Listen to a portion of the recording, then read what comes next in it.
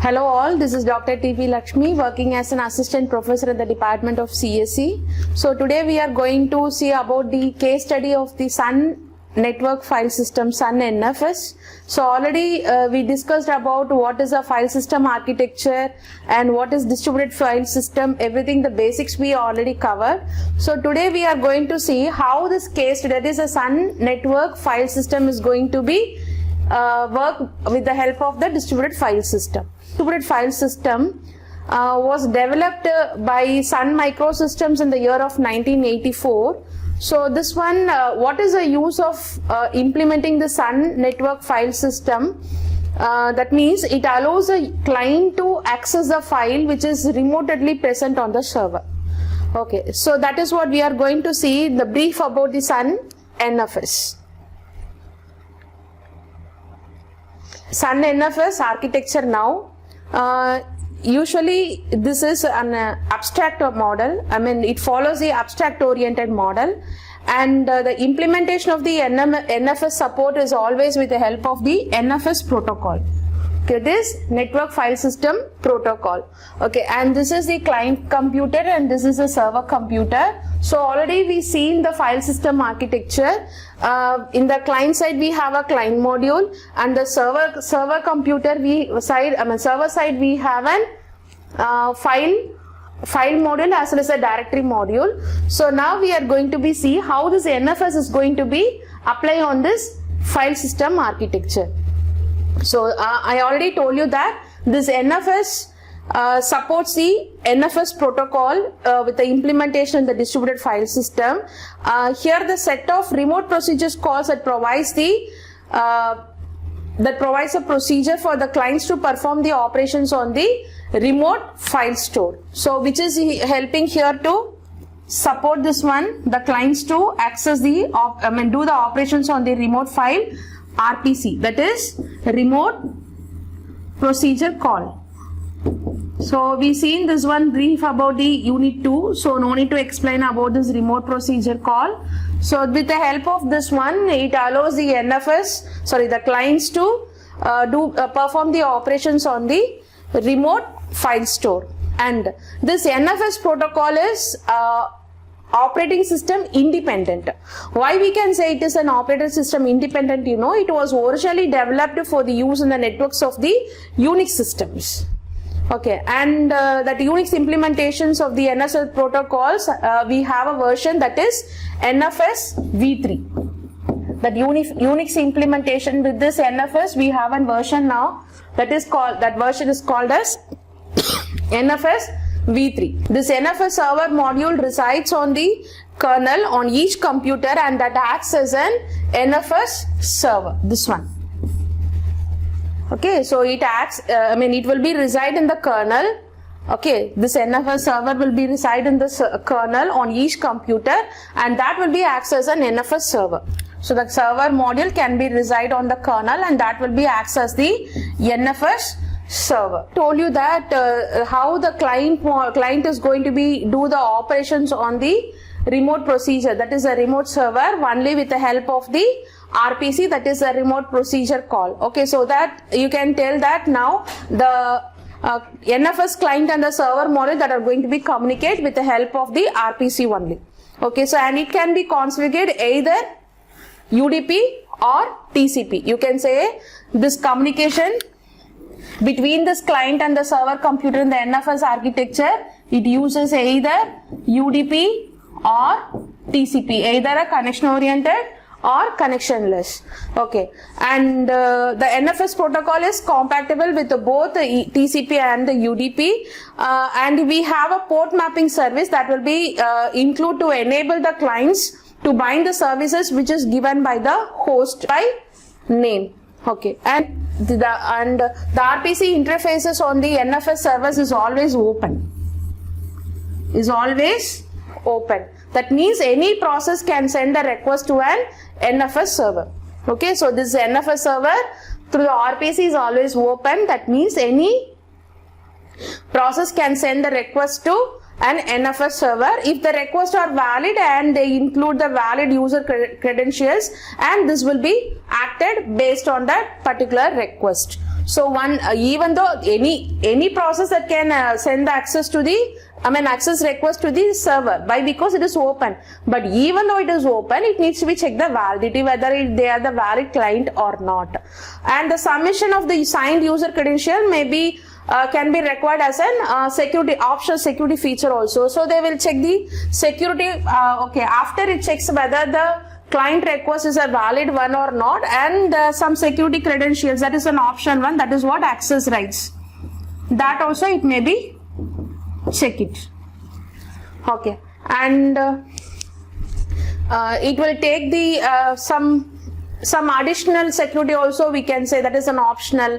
What are the security credentials that we see? It is an encryption of the data for privacy and the integrity. So both sides we have a virtual file system. Have you noticed this one?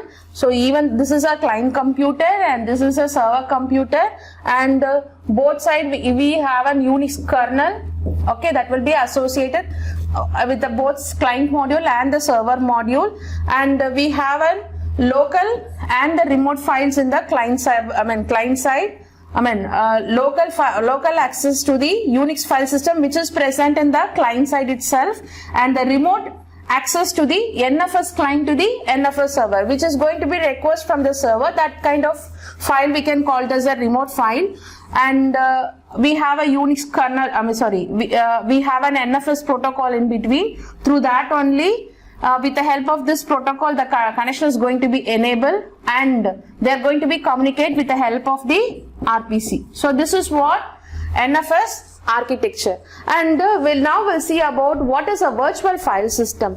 Actually, the NFS what is going to be provide here, under the challenges, it is going to be provide the access transparency. What do you mean by access transparency? That user programs can issue the file operations for the local or the remote files without any distinction.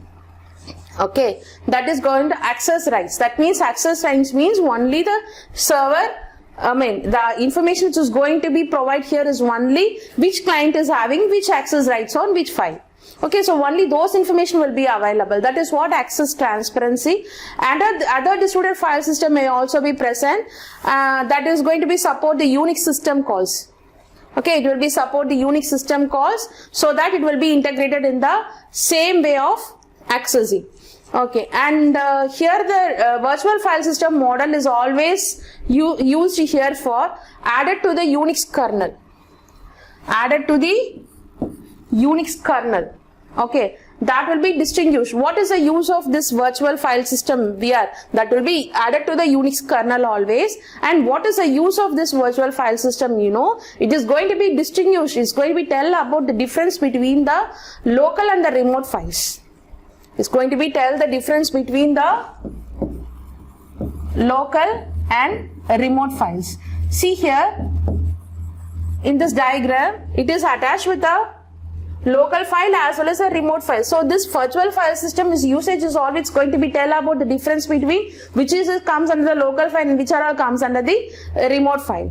Okay, and also it's going to be translate between the Unix independent file identifiers. Okay, that will be used by the NFS, and we have an internal file identifier also that will be normally used in the Unix and other file systems. Okay, so that main the work of this virtual file system is it's going to be tell about the difference between the local and the remote files. Okay, how it is going to be tell about this one, which is having the Unix independent file identifier that will be comes by the used by the NFS. That we can call it as a remote file, and the local file, that is an internal file identifier, that will be mentioned the local files. We have an internal file identifier, file ID, that will be tells about the local file, and if it is an Unix file independent identifier,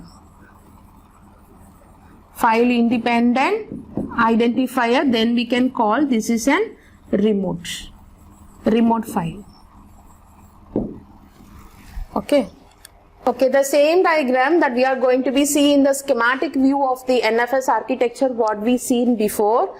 Okay, the same thing. But the thing is, this is a schematic view of the NFS architecture. So client side we have a system call interface and BFS interfaces, and server side also we have an BFS interface, and that is going to be, that is other type of file systems that is going to be interface, that is having the connection with the other file systems as well as the Unix file systems which is present in the local disk. This is a local file, and the remote file will be, that is the NFS client is going to be access the file remotely to the server through the RPC.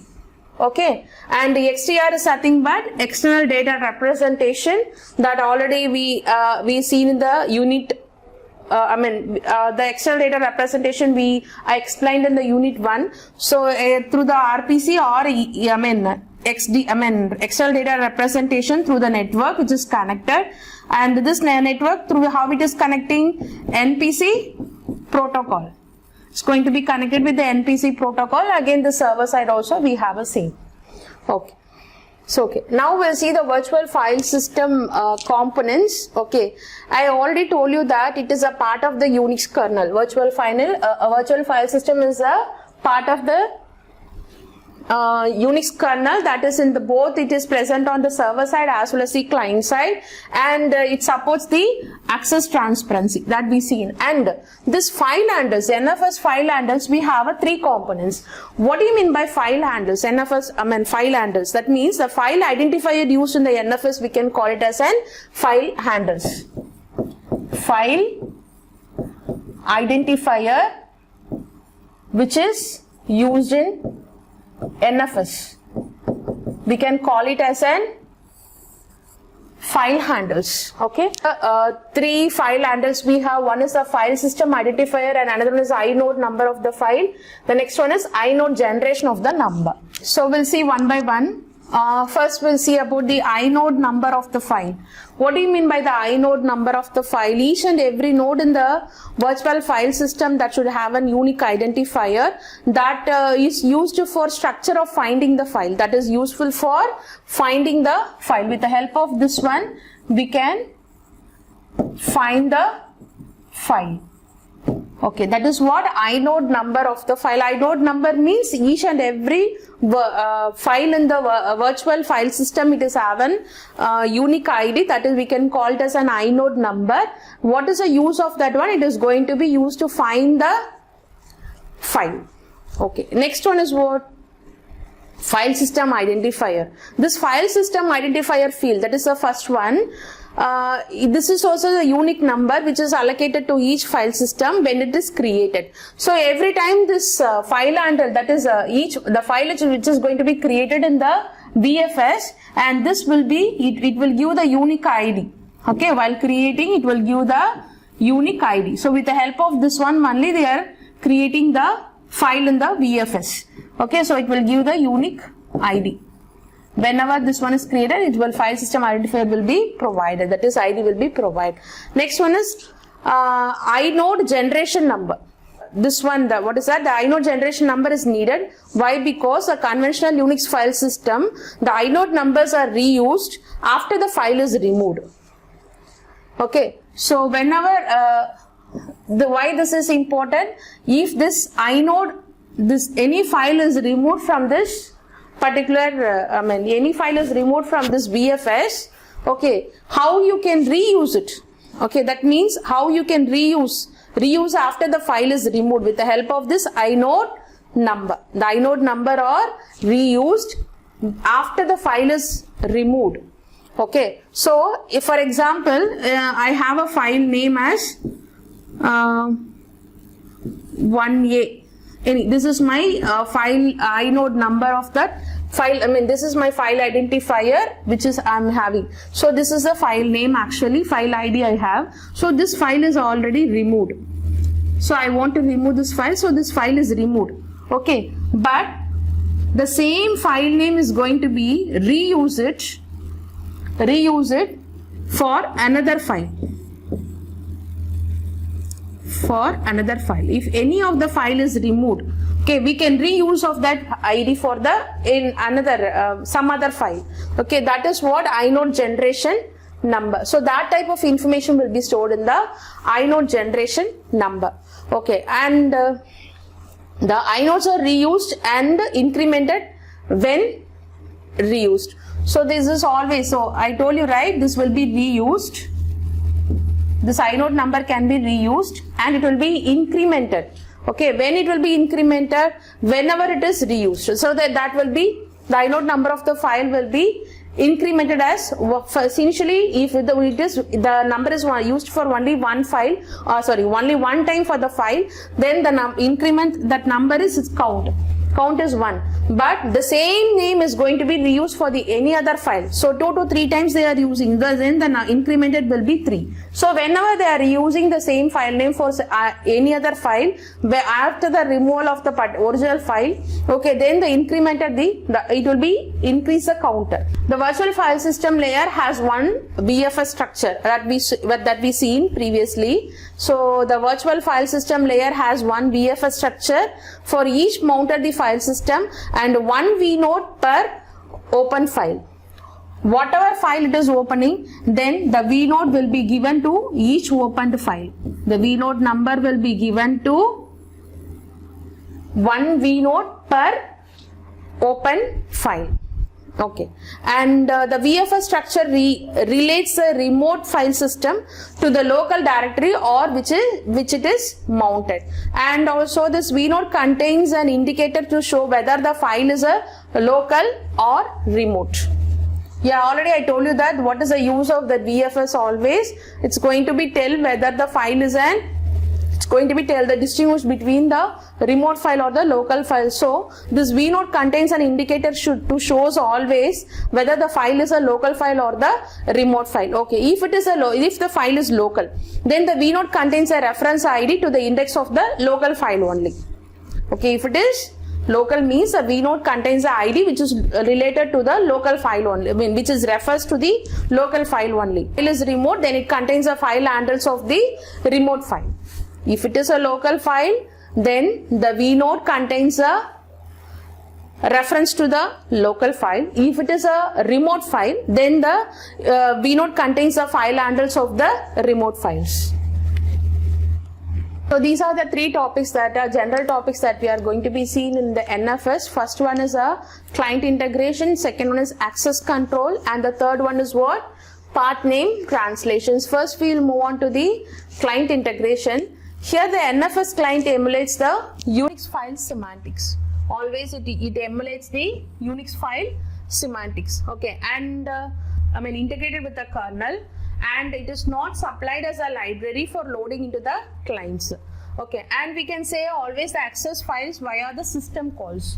Okay, that means the user program can access the file via the Unix system calls without recompilation or reloading. Okay, that always client can access the file through Unix system calls without recompilation or reloading. Okay, and the next one is what? Single client module for multiple user processes. Client module to all of the user level processes. That is what? Multiple user processes. Okay, with a shared cache of recently used blocks. Recently sharing the cache of recently used blocks.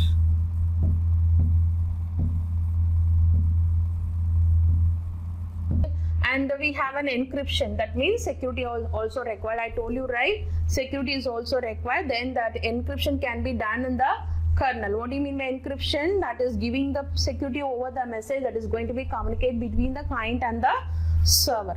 Okay, here the NFS client module always play the role which is in our basic architectural model, how the client module will be played. The same here also the NFS client module plays the same role as our client module in our architectural model, and it will be supply the interface that will be suitable by the conventional application programs. Okay, the only difference is it will be uses the Unix file system semantics. Okay, and it is going to be integrated with the Unix kernel. And the next one is, we'll see some NFS server operations here. Okay, the first one is lookup. That already you know that what do you mean by lookup? It's going to be search the particular directory or the file.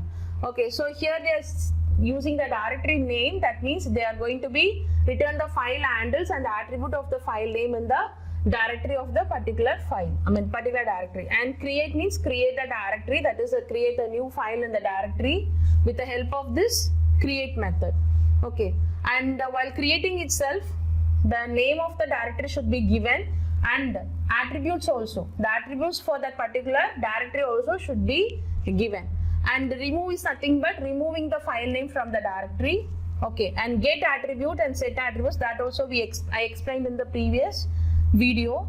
And the read, write, this also we say. And the rename means what? Changes the name of the file name in the directory. Okay, and the link creates an entry of the new name in the directory, which refers to the file name in the directory. That means it is linking the entry of the new name in the directory. Okay, that means it is or else we can say linking means what? Linking two or more directories together. That also we can say. That is combining. Okay, and next is symlink. That means symbolic link with a value string. So it creates an entry new name in the directory of type symbolic link. That means the server does not interrupt the string but makes a symbolic link file to hold it. Next one is the read link. Okay, and this is for returns reading the particular link which is identified in the directory. And mkdir is make the directory. Rmdir is remove, that is, this is creating a directory, this is removing the directory. And this one is, these all are comes into the Unix commands. Okay, and the read directory, read dir. Okay, and the last one is statefs, that is status of the it returns a file system information. So if it is a statefs means it will be return the file system, the particular information about the file, what type of file it is, okay, what type of directory it is. So the information or the properties of the directories or the files will be displayed. So these are the NFS server operations. Next one is access control and the authentication. Always I told you that the stateless server. So what do you mean by stateless server? Without the permission of the client and the server, it's going to be interact together. So always a NFS server is stateless and doesn't keep open file for the client. Each and every time the client request is coming, the server needs to check the access rights of the client with the help of two, that is user ID and the group ID. UID means user ID, GID means group ID.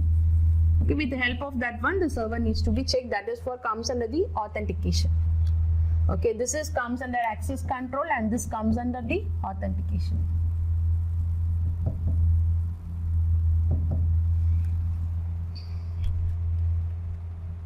So what is mean by the path name? Okay, I told you that if it is an tree-like structure, hierarchical structure, I told you how we need to identify. The same thing here we are going to be saying. The path name is user. This is one example they gave. User, student, DC, ABC. So this will be the root node, and that is this is a first child, and this will be the child of this node, and this will be the child of this one. So that is a path. So if I want to access this ABC, and this will be the path for that.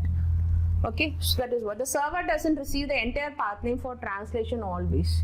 Why? Directory holds the different parts of the multi-path name, and that may reside in the file system at the different servers. Okay, why? Because the client is going to be split it again. The path is going to be divided up to which level it's going. I mean, how many files it is having inside the particular directory. That up to that is going to be divide the path. Right. So the path names are passed and the translation is performed in the iterative manner by the client always. It should be in the iterative manner. And the next one is the client. I told you that the client break down the paths into the parts. Always the client break down the paths into parts. Why? Because that depends upon the child, how many child it is having, and iteratively translate at each part. It will be iterative translations will be there. Last one is translation is cached. Oh, what do you mean by this translation is cached? You know, always the user and the programs or typically access the files only one or a small number of directories. See, if I am having the path 1, 2, 3, some 10 or 20 file name, I need to be take it for accessing this last file. You know, that path is very big, so there will be always there will be a problem on that. So the user always access the files in only one or a small number of directories. So for that, the locality of the difference is very, very important. Okay, so for that, the cache of the result in each steps, the cache of the result will be in the each steps in the part name. It translated the efficiency of the process. That means it should not be, the path should not be that much big. So it should be taken care of that one. So what do you mean by mount? Mount service, that means mounting we already know, the process of including the new file system. We are going to be, for example, if I, this is a sum is a file, okay, this is a file name and I have a directory, yes, okay, and this is going to be this directory, I am going to be keep inside this file is going to be keep inside the directory. That name itself we can call it as a mount. The process of including a new file system into the directory. Okay, that is what mounting. For example, etc exports. Okay, so etc/exports. What it means? That means a file system that can be mounted by others. So this export is going to be mounted in etc. The export is going to be mounted in the etc. And the client uses a modified mount command also. The client uses a modified mount for the remote file systems, and it communicates with the mount process on the server with the help of the mount protocol. There is some protocol name is there for mounting the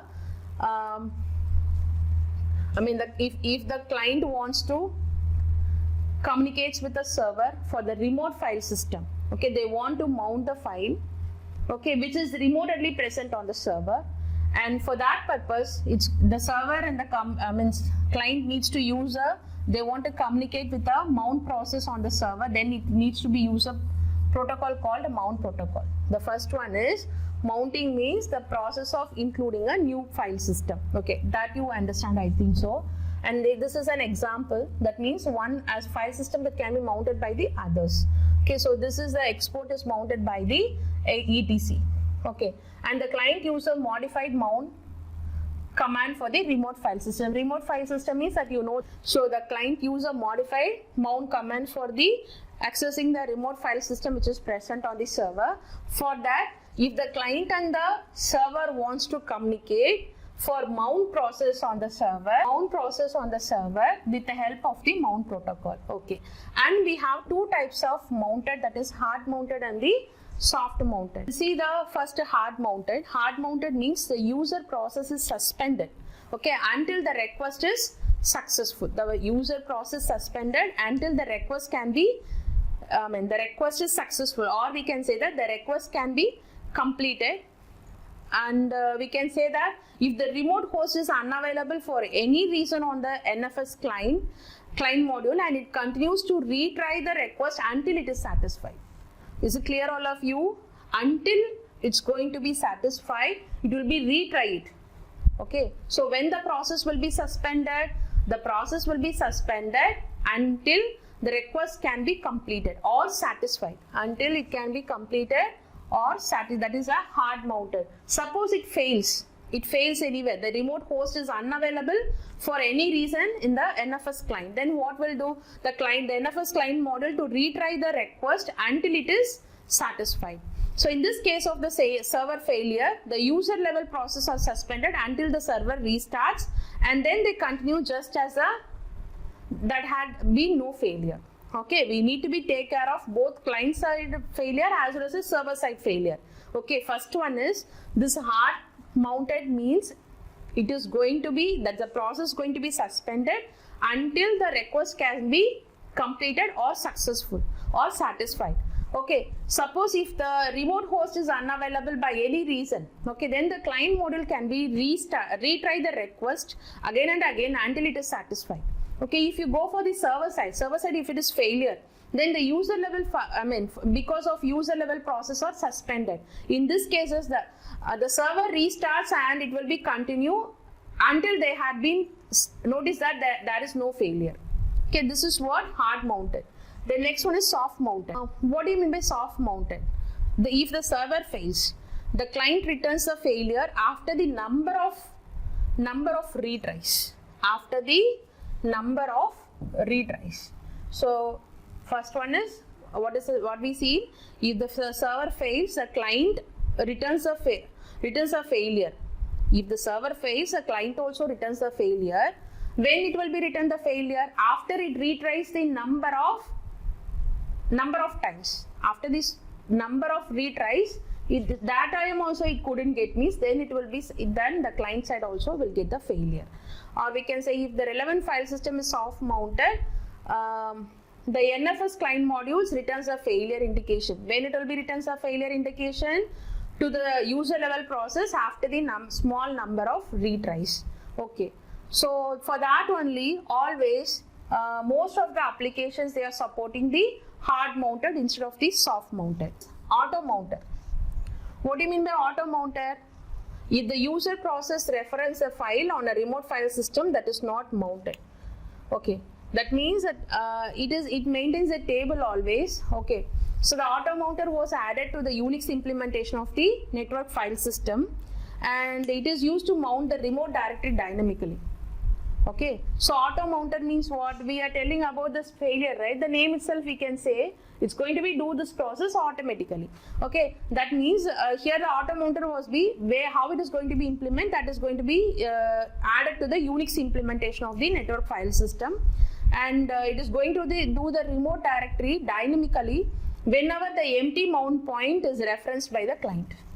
When it will be do the automatically, when it will be do the mount a remote directory dynamically whenever an empty mount point is referred by the client. Whenever empty mount is referred by the client, that time it will be dynamically, it will be do the process, or we can say automatically. Okay, and also it maintains a table of mount points. In that it will be reference to the one or more NFS server which is listed against, which will be listed in that. Okay, so it will be have the mount point table and the server. Okay, so there in the mount point table it have the path name of the one or more NFS server which is going to be listed in that. So that's all about the mount. We'll see an example for this. Okay, see here, we'll see an example. We have a two servers, server 1 and server 2, and we have a client here. Okay, so this one, what is the node they given? The file system mounted. Okay, USR student. This is a path actually. USR student to the what name the client is going to be take from the subtree, which is going to be, and the client actually the subtree located in the export people. So USR student is going to be take the subtree which is coming from the export, root node from export. So it's going to be take the information from this file. Okay, and from this in the server 1. And if you take client 2, USR staff, okay, it's going to be take the file which is present in the NFS user.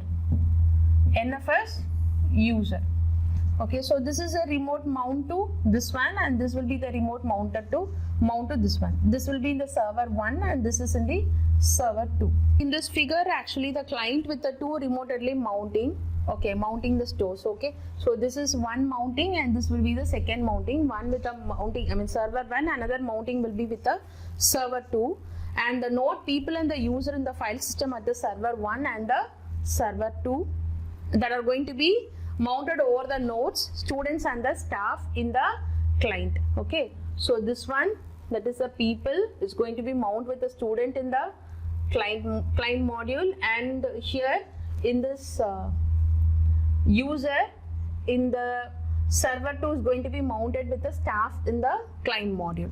Okay, fine. Now these two, client local file store. Okay, the meaning of this program that is going to be running at the client that can access the file at the server 1 and the server 2. So the meaning of this diagram is nothing but the client is going to be access the files at the server 1 and the server 2 by using the path names such as, what will be the path name? For this one, the path name is USR students and people, and what file they are going to be take. So they will, for if it is John means it is John. Okay, from this side it is USR staff, okay, users, okay, and if it is Jane means Jane. So this will be the path name. Okay, so why we need a caching on both the server and the client side? You know, it needs to be implemented in the NFS to improve the performance. It will be improve the performance in the NFS. So that's what we are using the cache on both server side and the client side. Okay, and we'll see one by one now. And in the server side we can catch the file pages and the directory or the file attributes also. Actually this read ahead will is anticipate the read accesses and fetches the pages that have most recently have been used. Okay, so it fetches the pages that have most recently used. It is used for fetching the pages from the file which is most recently used. Name itself you can understand. Delayed write means what? It optimizes the write. It optimizes the write. When a page has been altered, okay, if you want to alter the page, when the page is altering, okay, by a write request, or the new content was written into the disk, only the buffer page is required for the another page. So that will be the delay in writing whenever the page is going to be, when the page is altered, once the request came for write request by a write request. Okay, so the delayed write means it optimizes the writes. Okay, it optimizes the write. Okay, when the page has been altered by the write request, whenever the page is going to be altered by using the write request, then there will be the delay in the writing. Okay, or you can say if any new content are going to be write it on the disk only when the buffer page is required for the another page. Okay, and we have two options in that write. One is write through and another one is catch and commit. First one is write through. What do you mean by write through? Write to the disk, write to the disk before reporting to the client, that is what write through. Okay, for example, we can say the data in the write operation is received from the client which is stored in the memory cache. Okay, the data operations which is received, the data write operations. Okay, the data in write operations is received from the client, which received from the client, that will be stored in the memory cache at the server. Okay, and the return to the disk before a reply is sent to the client. Okay, that is called write through caching. Okay, so the server receives a write operation request from the client and that will be stored in the memory first. Whatever request which is write request is coming from the client, that will be stored in the memory cache at the server. Okay, and it will be returned to the disk, that is before replying to the client, that will be returned to the disk. That is what write through. Okay, next one is catch and commit. It will be stored in the memory cache always. It will be stored in the memory cache and write to the disk before replying to the commit request from the client. Here, what is the see, this one I told you, write through means the server receives a write request from the client, that will be stored in the memory first.